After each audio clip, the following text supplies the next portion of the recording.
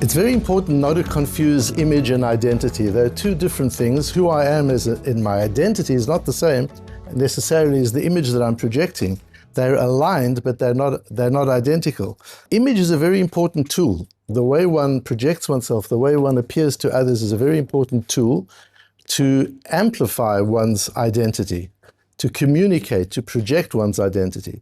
A Talmid Chacham who comes to the Beis HaMedrash in shorts and sandals is no less of a Talmid Chacham. It doesn't say anything about how much of Shas he knows. He's the same human being, whether he's dressed in a long black coat or he's dressed in shorts and sandals, but it's more difficult for him to project his authority if he's dressed just like anybody else.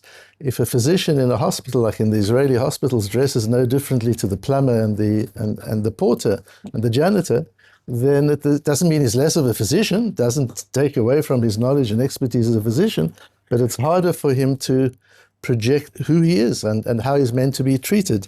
I have a gift, who's a Talmud of the Matmonim, a great physician. If I dress like a shloch, I might start feeling like a shloch, and I might start thinking like a shloch, and even worse, I might start behaving like a shloch. The way we dress is not only then a communication to others, it's also a communication to oneself. It keeps ourselves in check as well. And you remember, we had a Gemara where Rebbe criticized a person who came to the Beis HaMedrash, a stranger who he didn't know, was a very wealthy man, and he came dressed like an ordinary person. And he said, how am I supposed to know that you're somebody I ought to show respect to if you don't dress that way, if you don't communicate in some way who you are?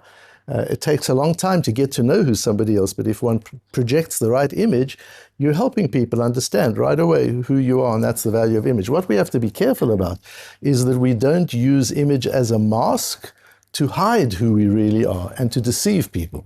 That's when it becomes difficult and damaging and dangerous, and that really is the foundation of this parak of Gemara that we're going into, Shvuat Apikadon, the oath that you have to make if you deny owning something which isn't yours and are found to be dishonest in that oath. It's using image as a mask. Kol hashem Lishvot Apikadon, Shvuat Daf Lamed Zayin Amud Aleph. We start with the psukim in the Chumash.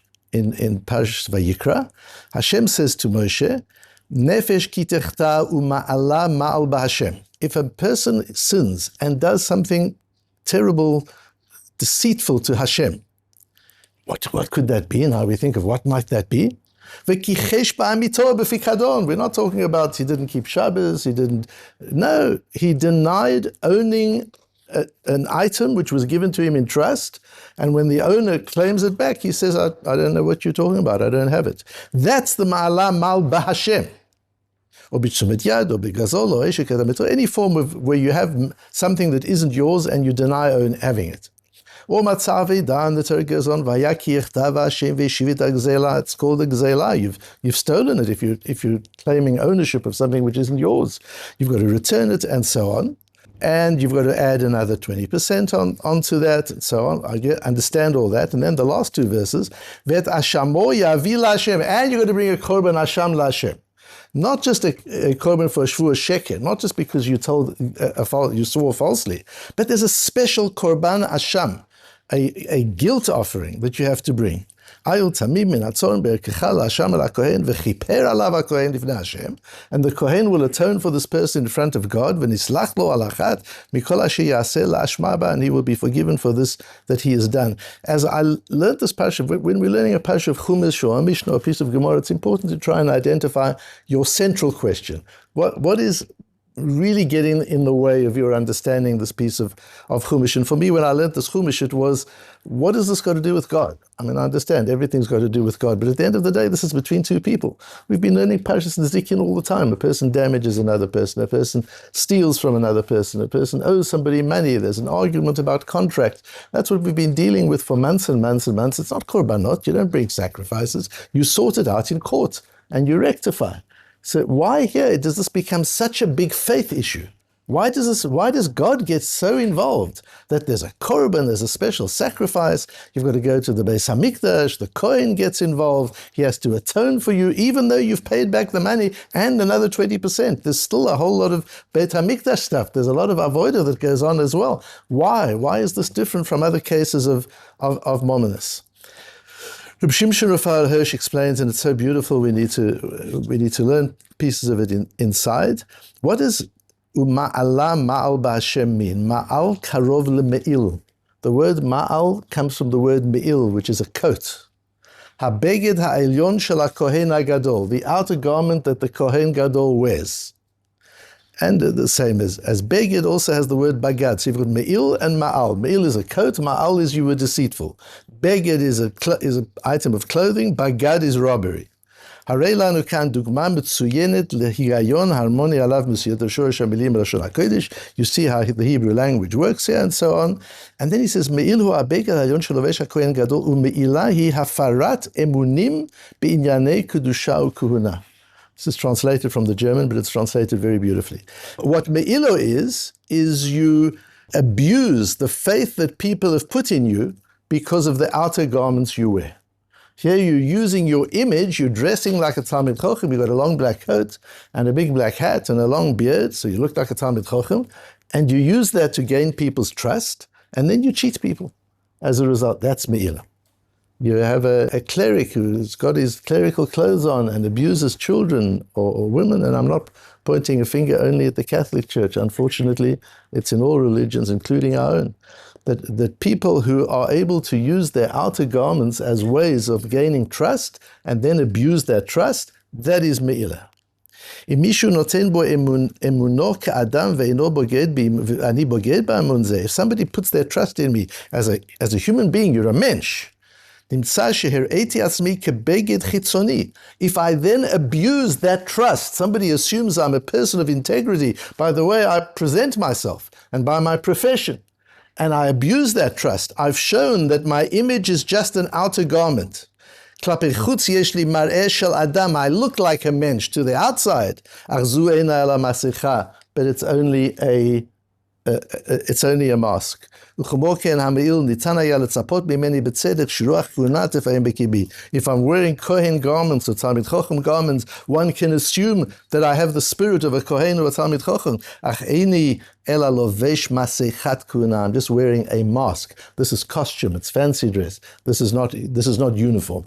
There's a difference between a uniform and costume. And one has to be very careful that what one is projecting is uniform, not costume. And he goes on to say, any unjust, unstraight dealings between one person and another is me'ila, because you're abusing a trust. B'Hashem, it's me'ila b'Hashem. Hashem hu hashlishi shebenehem. Hashem always stands as the third party in every transaction. Every time a Jew transacts with another person, Hashem is the third party. Hatzad hashlishi habilti nireh, the invisible party, the party that cannot be seen, but is present at all times. So we think when we go into business, we think when we're dealing with people, when we're trading with people, we think we're not in the Beis HaMedrash, we're not in shul. We think that nothing's going on. The fact is we're still in shul. It's exactly the same, whether you're in the marketplace or you're in the Beis HaMedrash, the Rebbeinu Shem is there with you. Just in the Beis HaMedrash, or shul, you're engaging directly with God. When you're in the marketplace, you're engaging with your fellow man, but Hashem is present, He's part of it all the time. If there are no other witnesses, but God is always a witness. Hashem hu arev al yosher, etc. And when this priestly image shows itself to be nothing but an empty mask, harezu me'ila gemura, that is the case of absolute me'ila. So the Reb Shimshon Raphael Hirsch defines the term me'ila, and in that way lays the foundation for this whole perek of Shvuat HaPikadon, the oath a person has to make if somebody claims something from them that is not theirs, they deny it, they make an oath. If that oath turns out to be false, then they take a Shvuat HaPikadon. Now we can get into our piece of Gemara, where Rav Acha bar Huna, Rav Shmuel Bered Rabbi Bar Chana, and Rabbi Yitzchak Bered Rav Yehuda, Tanu Shvuot Bei Rabbi. These three great Amoraim were learning Masechta Shavuos like we are, in the Beis HaMedrash of Rabbah. And I'm not sure why it's necessary to give us that context, but it's interesting that is the context, that these great Amoraim were learning Masechta Shavuos in Rabbah's Beis HaMedrash. Pogabu Rav Kahana. Rav Kahana bumped into them. Omar, and he asked them a question. Hezid b'shvuat hapikadon v'hitrubo. If a person was mazid, normally you only bring a korban if you do something b'shoigeg, if you do something unintentionally. If you do something intentionally, there are punishments. But if you do something unintentionally, there's a korban chatat. But here, if a person deliberately made a shvuat apikadon, he swore that this item is his, or he swore that he doesn't hold within his possession an item that belongs to his friend, and that's false, and he was warned not to do it. Ma'u, what is the din? Explains Rashi, chayev korban or malkot. Does he have to bring a korban asham, or does he have to get malkot? Does he get lashes for doing a transgression of the Torah, or shneim, or does he get both? And the Gemara goes in to explain the various sides. Maybe it's only a korban, maybe it's only malkot, or dilma havdina, or maybe it's both. Maybe he has to bring a korban and he has to bring a malkot. Says the Ritva, or dilma havdina. How can he bring both? Asks the Ritva. We have a principle of kimle midrabimne. You don't give a person two punishments, and we've had that many times already. That if a person does one action, and there are two punishments for that one action, you give him the more severe punishment. You don't give him two punishments.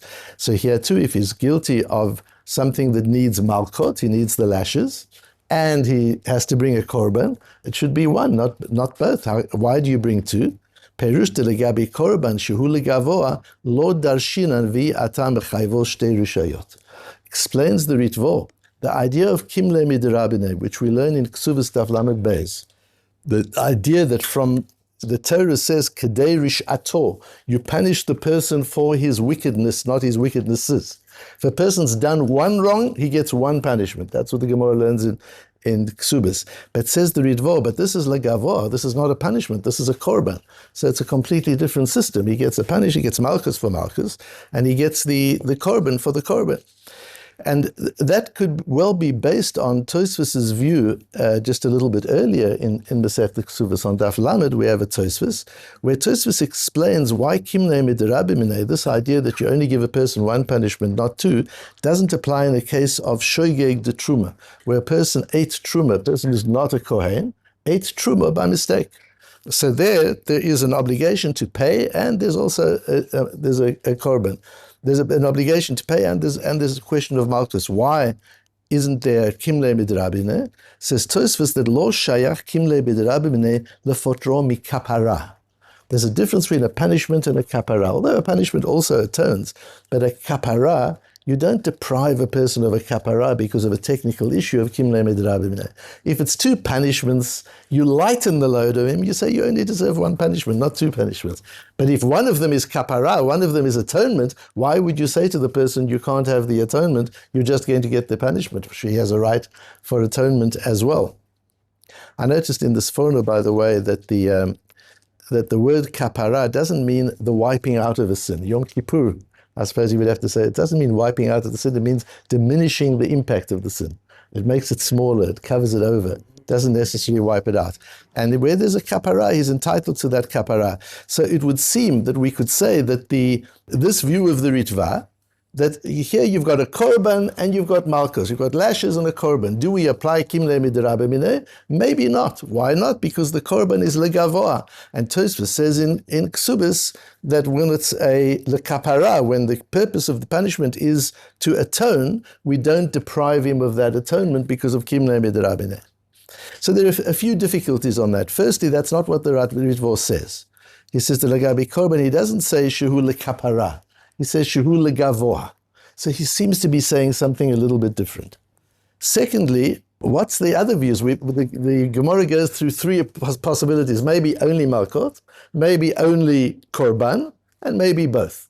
Why would you say it could be only malkot or only korban if there's no kimle midrabimine? If we've already established that for kapara there's no kimle midrabimine, what is the Gemara even dealing with the possibility? When Rav Kahana asks his question, why is he asking this even? How could it be possible that there could be kimle midrabimine for a korban? And thirdly, the Steipler asked a question. The Steipler was Rabbi Yaakov Kanievsky. That's the father of Reb Chaim Kanievsky, who died a few years ago. And the Steipler was a Gaon Atzum and a very great tzaddik. He was the leader of the Torah world lived in Bnei Brak. He was the brother-in-law of the Chazon Ish. And people used to stream to him. He was very deaf, so you had to You had to write your questions to him, and was known to be particularly great in, and I was involved in cases that were sent to him, medical cases, and he would generally advise people, often would advise people not to go for complicated medical procedures. He felt the doctors didn't know enough to be able to do such procedures. And there are many, many cases of people who were saved and cured without having to have procedures which were otherwise being recommended. So he was very bold, and he had a lot of confidence in his understanding of the limits of understanding of medicine. And he was just an amazing person. And he wrote this set of Sforim of Kehilas Yaakov, and he brings this Ritvo and suggests that maybe it's based on the Tosfos in Ksubas, and then discards that suggestion, partially for the reasons that I mentioned. And then he comes on and explains differently the reason for the Ritvo. Here, Da'akra Mairi Bahani Rishuyot HaMesurot LeBeitin. The Gemara in Ksubis, based on the pasuk of Kedei Rishato, Mishum Risha Achat Atam Bechayivo. We're talking to Beis Din. You, the Beis Din, can only apply one punishment. But where we're talking about Hashem, where Hashem is the judge, Hashem is not governed by cumulative midrabimina. Where Beis Din, where a human court is making a decision, they're limited by the principles of cumulative midrabimina. But Hashem, here we're talking about a korban to Hashem. And this is, and as a korban to Hashem, cumulative midrabimina doesn't apply, and one has to use different principles to understand it. This idea that this is different, this is not a court of law, brings us back to the psukim and to my question on the psukim. What do we see in the psukim? Part of the psukim is you've got to repay the person, you've got to pay an extra 20%. That's the interpersonal stuff. But then there's a whole avodas beis hamikdash that goes with it. There's a whole service in the temple that goes with it. Why? Because you've abused Hashem. You've used your relationship with Hashem to mask your deceitfulness. You've abused the Ribono Shel Olam, and that's breaking the trust of Hashem. You've broken the trust of your fellow man. That's bad enough, and we'll deal with that. But you've broken the trust of Hashem. In that suggests the Shteipler, based on our Gemara, it's possible that even Kimnei Midrabimina, it doesn't work, that Hashem demands that kind of rectification. And so that's important that we see here. We're dealing with something much more than simply abusing the trust of a fellow human being, as serious as that is, as bad as that is. One can abuse the trust of another human being, that's a ben adam lechavero, that's something between two people. But when a person uses his religious status, when a person uses his connection to Hashem to abuse trust, to gain the trust of people because look at who I am, that's not who you are. That's your mask, that's your costume, it's your fancy dress. That's not who you are. One has to be able to see through it. Many people get very disappointed, and particularly Baalei Tshuva, when they hear of cases, unfortunately, of religious people, Charedim, Yeshiva people, Talmidei Chachomim, doing things that aren't okay. In whatever area of life it is, it doesn't have to be in the area of sexual abuse, it's in the area of mamonos, in monetary areas, abusing authority. Abusing other people, bullying people. There are all sorts of ways that people can use their status to abuse other people. And people get very, very disappointed when they see that. And just recently I had somebody say, why should I stay religious? What do you mean, why you should stay religious? You've got to see the difference between costume and uniform. And you've got to be able to understand when you see somebody, is he in costume or is he in uniform? If he's in uniform, he's expressing, he's dressing, he's projecting and communicating who he is and the role and responsibilities and authority that he carries. If it's costume, he's simply trying to hook you, he's just simply trying to abuse you. And it's upon us. We have to, of course, the other person also has to be careful not to abuse his position of status. But we as people must not be naive. We have to be able to see through that and understand that not everybody who wears a particular garment is wearing an honest uniform. Very often people are wearing a garment or acting in a particular way simply as drama for effect. It's costume, it's not reality, and it's certainly not an authentic uniform.